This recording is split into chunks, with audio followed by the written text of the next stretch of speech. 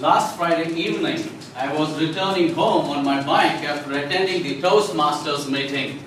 While maneuvering a curve, suddenly I was baffled to see a huge truck race towards me in the opposite direction. I desperately clutched my brakes and ah! Mr. Toastmaster, fellow Toastmasters, and my dear friends, lo, the gates of heaven opened wide. As I walked on the silver sands along the green waters, I was wonderstruck by its exotic beauty.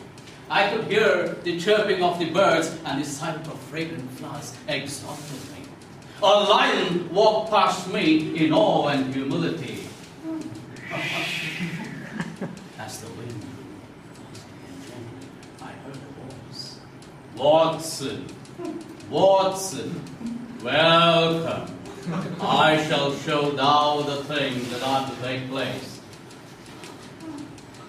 I was filled with a sense of fear and emotion, a feeling of connectivity and continuity. For the Toastmasters and my dear friends, could you guess when the speech was given? In the year 2000, 11 years ago. It was a Project 5 speech. Many of the Toastmasters, few of them are seated here today who have heard the speech probably many years ago. I still have that same passion for public speaking. What would be the reason?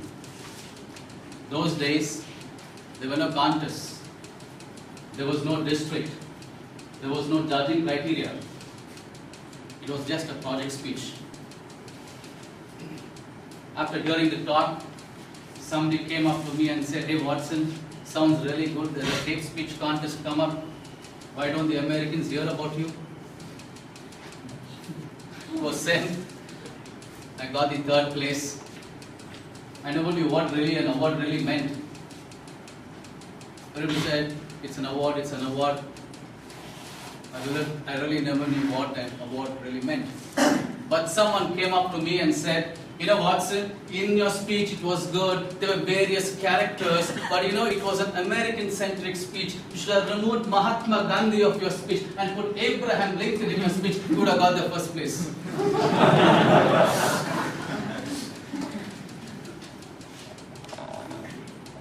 I have no words to say. I only have to say this one thing, my friend. People will soon forget the award that you got, but they'll not forget the speech that you gave. I don't know, many people, I don't know whether people introduce me as a tape speech winner. It is immaterial. But the fact is, as long as they have understood or enjoyed my speech of communication beyond imagination, that is the achievement in life. That's why when I was asked to talk about winning a contest, I said no. It's about making up a speaker. There are so many winners in Toastmasters who have given up on Toastmasters. Why? What were they driven for? People who wanted to drive home the message continue to strive in Toastmasters. The most fascinating experience for me in Toastmasters was from Project 1 to Project 10. That is the biggest journey of my life. And that's why I'm talking to those members who are at this stage of life today. The most fascinating experience, Project 1 to Project 2. I don't know what was happening in my life. For me, the only hope was Toastmasters. So I gave all out for it. I remember a time on a lazy Sunday afternoon. I had my lunch and everybody went to bed. I saw the time, it was 3 o'clock. There was a heavy downpour, but I don't know what happened to me. Even without a jacket, I took my bike and went off to Banshankari 3rd stage, where Mr. Robinson D'Souza, the 10th Janpath of Toastmasters. I rushed to his place. There was a heavy downpour. The moment I went there, he did not say, "Come, let's have a cup of coffee." He was ready with a lengthy t-shirt awaiting me. "Come on, wear this." I put on that t-shirt that was almost like a gown for me. It never really mattered. I gave my speech with a lot of passion. Probably The fact is, I've still not written the t-shirt. That's another fact. Today, when people ask me any doubts about Toastmasters public speaking, I don't talk about my experience in the US.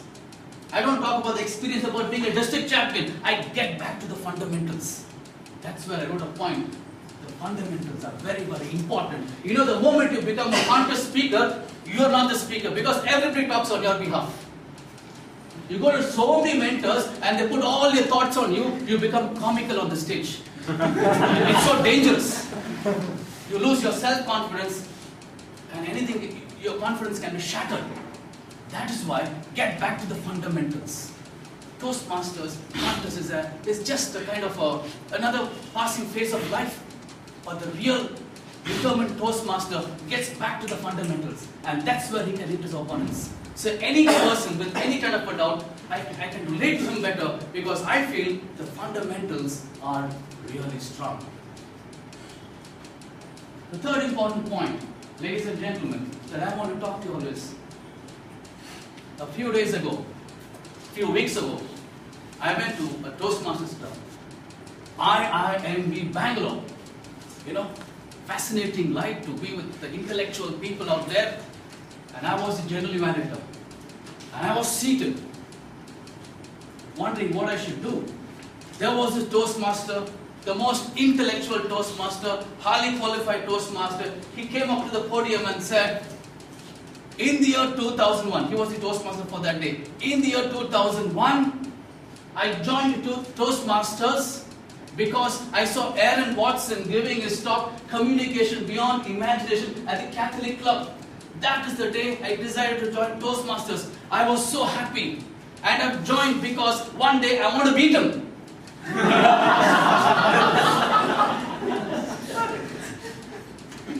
Here I was, underprivileged, underprivileged, and here was somebody so highly qualified. His purpose in life was totally different, trying to beat someone. That's the exact reason why I put point number 3 in your statement. What I meant to your email is, competition is not about beating someone, it is about giving meaning to someone. They are the real champions. You can beat someone, tomorrow you can be out. But then, when you add meaning to someone, they come back to you. That is the greatness of being of public speaking. The fourth important point, ladies and gentlemen, what I want to talk to you about is, I am a father of 2 kids, 2 little kids. So after completing the homework of my 2 kids, I try to put them in bed. That's a real challenge. Your Toastmaster skills doesn't come to help at any point of time. So, like a strict dad, I told her, you know, you need to go to bed to sleep now. And she was laughing. I was wondering what strategy I should use, and my wife was observing me. It was an ego competition, like, oh, I'm going to manage the things, let me see. So when I told her, why don't you go to sleep? I'm not getting sleep. Why are you not getting sleep? Because I'm laughing. Why are you laughing? I don't know why I'm laughing. Stop laughing, I said. I don't know, I can't stop laughing. Asked her, why can't you stop laughing?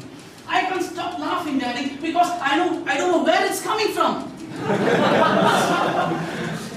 I don't know where it's coming from. I was dumbfounded. I said, okay, carry on. I don't know how long in innocence, she taught me the biggest lesson of life. She was in a state of bliss. She never knew where her happiness came from. When is the last time in your life you were in the state of bliss and wrote a speech? Or rather, you thought there's a competition deadline, you put a date and say, I want a topic, I want a topic, I want a topic, and keep chanting every day. Or you say, I am in a state of bliss. I'm happy today, I'm going to write my happiness. You don't have to do audience analysis, my friend, because it is your feelings. Somebody can be angry, but that's how they express emotion. You don't have to portray to suit an audience. You are that way. And you want to prove to the world, this is how I am, this is how you're feeling. and transfer that information. It's not about stereotyping or laughing. I laugh 3-4 times like this. That is a state of bliss. When is the last time you were in that state of mind and you wrote? Many things happened to me. In 2003, all my, personal life was in doldrums. No girl liked me. They rejected me. What will be the reason? Even arranged marriage was not possible.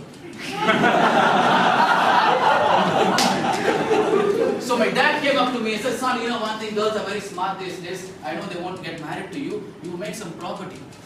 Make some land. Build a house. At least they'll marry you for the sake of the property. That was the state of life. Imagine my emotions at that point of time. So I sat down and wrote a speech. I wrote about a land and a woman. To buy a land, you need to know the kata. To know a woman, you need to know her jataka. The whole speech, my dear friend, I wrote with so much of frustration, and I got the second place in the humorous speech contest and got 10,000 bucks for my feelings. Got the message. During that period, I remember, I was in the worst, emotionally down guy. I came Toastmasters like a maniac. But only thing I went back was, when there was an applause, yeah, I went back home a little happy. So I wrote a speech, Project 9, Acceptance, the Need of the Hour, because I was rejected. People knew I was a good speaker, but they were not willing to be close to me. They preferred to give an applause from that distance, but stay away. I don't know the reason why. So I wrote the speech with a lot of frustration. Acceptance, the need of the hour. One of the quotes that I wrote in that was, it is not the belongings that matter. It is the belongingness that matters. It is not the belongings that matter, but the belongingness that matters. So I realized there was beautiful gems in my speech. Today there are more than 200 quotes from my own speech. And that came with so much of feelings. So the evaluator that they came back and said, it was so powerful, acceptance should be more of loving, more of caring. I said, okay boss, enough. But I wasn't able to let out my frustration. Yeah, I had a good night's sleep. That's the most important fact, my friends. Right? When you are in a state of bliss. Yeah, I've got 2 more points to share. And the next point that I want to share with you all is a Toastmaster from Chennai calls me up a month ago. Watson, I'm undergoing a lot of trauma in life. I'm in one of the biggest companies in the world, but I feel mad. I feel dead in this world. So why do you call me? I asked him. You've been through the stages of life, he said. I said, how did you come? He said, furnace. You spoke about, I am what I am meant to be. I know you got the answer. Tell me, what do I do in life? And I just spoke to him for some time. And he made some changes in his life plan. He sent me an email, a reply to me. A beautiful email. And the last sentence read, let the game of life go on. Let the game of life go on. What a wonderful statement. A simple, ordinary statement in my speech called the gutter effect. He had made it a kind of a statement that is so much of value for his life. So it's not about a competition for an ordinary man that becomes his life. And that's what speeches is all about. Let your life be your speech. Let your speech be your life. The last point that I want to share with you all today is, during the 2010